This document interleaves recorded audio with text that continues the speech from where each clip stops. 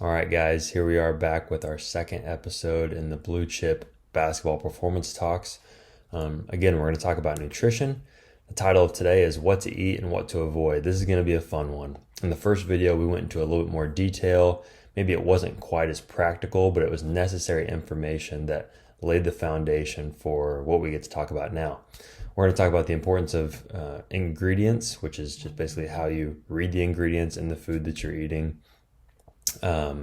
And why you should be able to do that. We're going to talk about foods that you should avoid if you're serious about improving as a basketball player.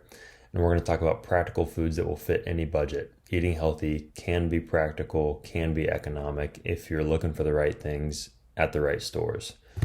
So this is going to be a fun video. I'm excited to dive into this one. But first, we're going to recap what we talked about in the last video. So if you haven't watched the first video yet, you need to go watch that one before this video. It will be more helpful to watch them in order. So we discussed why a healthy diet is important to gaining athleticism and improving as a basketball player. We talked about carbs, proteins, and fats, what they are, what they do in our body, what some different food examples are, and those together make up macronutrients. Those are foods that, if you've heard of calories, those foods are all calories. They're calorie-dense foods. Whereas micronutrients are also found in the exact same foods, but micronutrients are vitamins and minerals. They are not calories. We need both of them, but we certainly want to eat foods that are very micronutrient dense. We talked about reading food labels as well, and we're going to kind of finish up on that when we talk about reading ingredient labels today. So those two sections of the talk will go well. But anyway, again, the purpose of this is to basically figure out how nutrition can help you become a better athlete, a better basketball player. And this video is going to be really practical with that. All right, so to start off, we're going to talk about reading ingredient labels. So we already talked about reading food labels, which kind of outlined carbohydrates, calories. We talked about added sugars, fats, trans fats, and protein. So that's where it's going to show you all of that on the label. Just below that, typically in a lot of foods, you'll see the ingredient list. Ingredient labels begin with the ingredient that's used the most in that food. So in the top right here, again, we're continuing with Lucky Charms, everyone's favorite cereal, right? So whole grain oats is used the most of any other ingredient in Lucky Charms. The second one actually is sugar, surprisingly enough. So out of all the ingredients there, sugar is the second most used ingredient in Lucky Charms. So it's going to be high in added sugar, right? Skipping down to the bottom, foods will list the ingredient that's least used at the bottom. So it just goes in order, basically. So if there's 10 ingredients in a food, the one listed the first is going to be used the most. The one listed 10th is going to be used the least, right? And then every food in between is in their order. So vitamin E is the least used ingredient here in Lucky Charms. As a general rule, healthier foods will have a few ingredients, and ingredients that you have heard of, ingredients that you can pronounce, and unhealthier foods will typically have a lot of ingredients, and they will have names that are hard to pronounce or names that you've never heard of, basically. So let's use an example here in the middle. This is almond butter that's found from Costco. The ingredients are simply roasted almonds. That's all that's in the almond butter. It's roasted almonds that they've ground up and created almond butter. Skipping down to the bottom here, we see a bag of leaves that's organic spinach and organic kale. Easy to pronounce, ingredients that you've heard of, and not a lot of ingredients, basically. Skipping back on up to Lucky Charms, however, we see a lot of ingredients, right? That's a lot of ingredients to make up a food.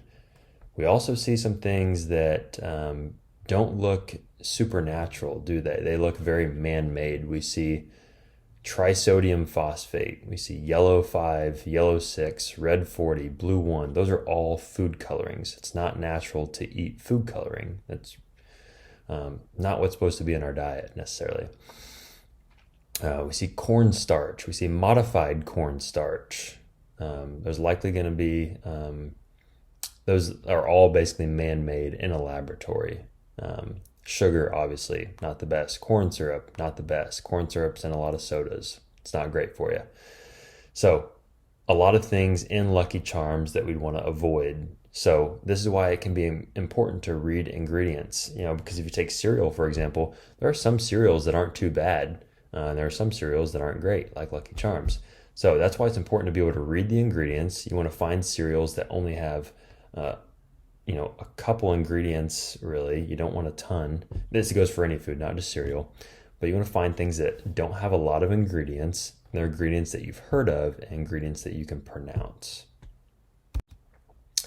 So moving on to foods that we want you to avoid. Again, this is for your own good. We want you to avoid these foods because it will make you a better athlete and a better basketball player if they're not in your body.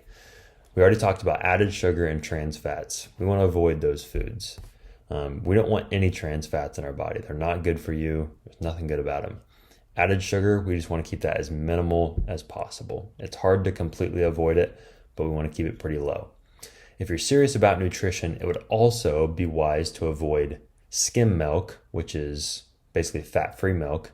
We also want to avoid reduced fat milk, and we also want to avoid processed gluten and all sorts of processed, enriched, and refined flours, oils, foods in general. Okay, so if you have any specific questions on this, you can reach out to me directly, but it would take too long to really go through all of the details on this. But basically, these foods are higher in inflammation. They are prone to spiking your blood sugar levels, and they are typically very calorie-dense foods, but very nutrient-poor. And what that means is you'll probably find a lot of carbs, you'll find a lot of fats, not the good fats that we want. But even with all these calories, they're probably going to be really low in vitamins and minerals that your body needs. So we call those calorie-dense foods that are nutrient-poor, basically empty calories that you're eating. Again, reach out to me with some more specific questions. What this means, like if foods are high in inflammation and they're spiking your blood sugar and they don't have a lot of nutrients, that might not mean a lot to you as a basketball player, but basically think about my recovery is going to be worse. I'm probably not going to sleep that well, and I'm definitely not going to have the energy levels that I want on a regular basis to perform night in and night out. So even though inflammation, high blood sugar, no nutrients doesn't mean a whole lot to you, think about poor recovery, poor energy levels, basically. That's what that translates to.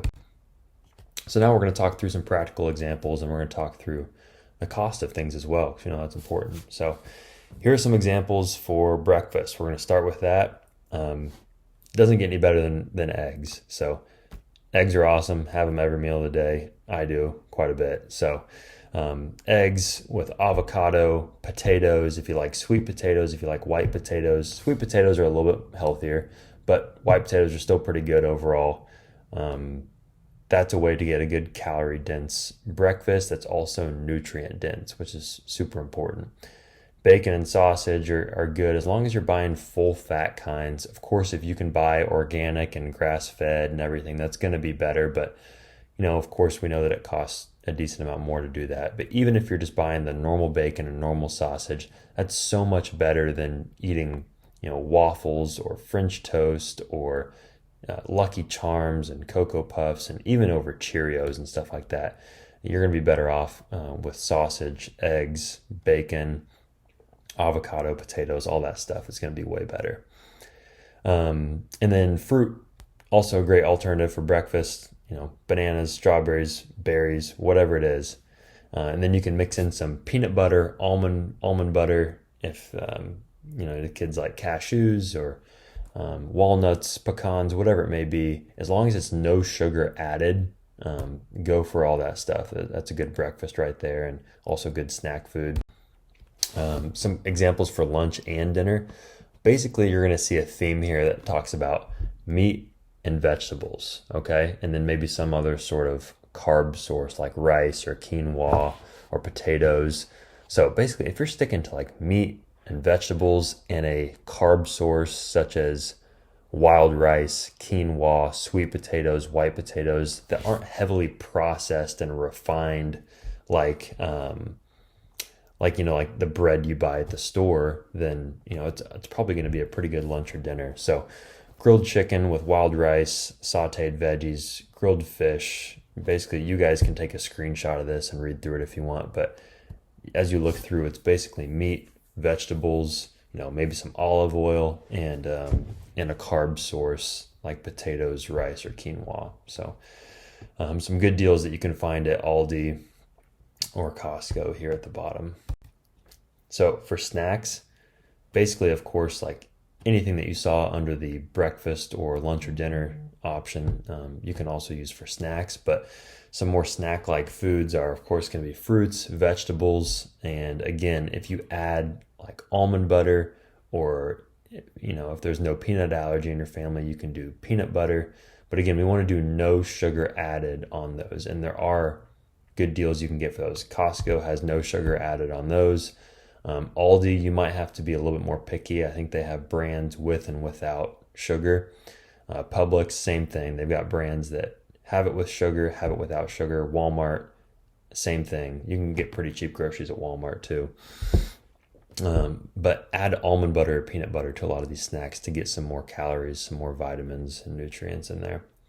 So fruits, veggies, nuts, seeds, such as pumpkin seeds, sunflower seeds, protein shakes, which we'll talk about more in the next video, and something like full fat yogurt is pretty good as well, which again, we don't want like skim milk, which is basically the equivalent of fat-free yogurt. We also don't want reduced fat yogurt. So if you're going to have a dairy product, make it full fat. It's going to be healthier for you. And then here are a couple examples of some granola bars or just power bars, whatever you might want to call them. But the one on the far left is from Costco. It tastes great. The one in the middle there is from Aldi. Also tastes great. And then here's an example of almond butter from Costco. All pretty cheap.